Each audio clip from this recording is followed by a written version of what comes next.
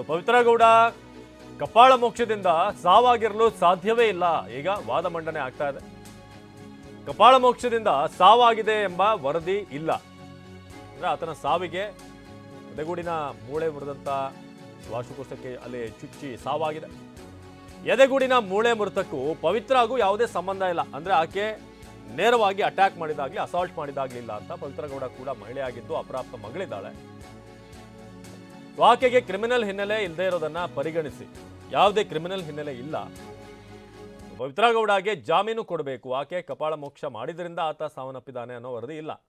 ಆತನ ಸಾವಿಗೆ ಇಲ್ಲಿ ಏನು ಮೇನ್ ಒಂದು ವಿಚಾರ ಇರೋದು ಆ ಒಂದು ಡೆತ್ ಆಗಿರುವಂಥದ್ದು.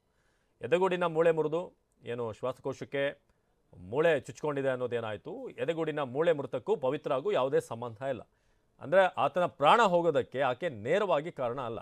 ಆಕೆಯಿಂದಲೇನೋ ಅಸಾಲ್ಟ್ ಆಗಿದೆ ಅಂಥ ಒಂದು ಕ್ರೈಮ್ ಏನೋ ಆಗಿಲ್ಲ. ಆಕೆಗೆ ಕ್ರಿಮಿನಲ್ ಹಿನ್ನೆಲೆ ಇಲ್ಲದೆ ಇರೋದನ್ನು ಪರಿಗಣಿಸಿ ಇದುವರೆಗೆ ಯಾವುದೇ ಕ್ರಿಮಿನಲ್ ಆ್ಯಕ್ಟಿವಿಟಿ ಅಥವಾ ಹಿಂದಿನ ಟ್ರ್ಯಾಕ್ ನೋಡಿದ್ರೆ ಅಂಥದ್ದೇನೂ ಇಲ್ಲ.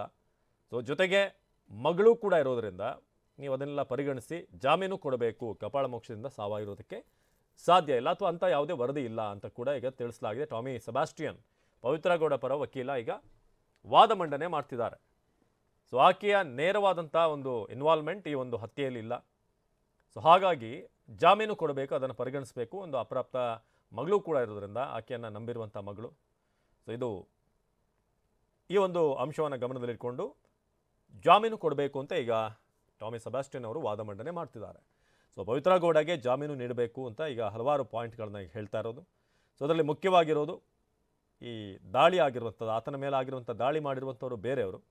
ಪವಿತ್ರ ಗೌಡ ಹೊಡೆದಿದ್ದರಿಂದ ಏನೋ ಪ್ರಾಣ ಹೋಗಿರುವಂಥದ್ದಲ್ಲ, ನಡೆಸಿದ್ದಾರೆ ಅಂತ ಹೇಳಿದ್ದಾರೆ. ಕಪಾಳ ಮೋಕ್ಷದಿಂದ ಸಾವಾಗಿರೋದಕ್ಕೆ ಸಾಧ್ಯವೇ ಇಲ್ಲ ಅಂತ ಟಾಮಿ ಸೆಬಾಸ್ಟಿಯನ್ ವಾದ ಮಂಡನೆ ಮಾಡ್ತಿದ್ದಾರೆ. ಇದು ಸದ್ಯಕ್ಕೆ ಟಾಮಿ ಸೆಬಾಸ್ಟಿಯನ್ ಪವಿತ್ರ ಗೌಡ ಪರವಾಗಿ ಮಂಡಿಸ್ತಿರುವಂಥ ಅಂಶಗಳು.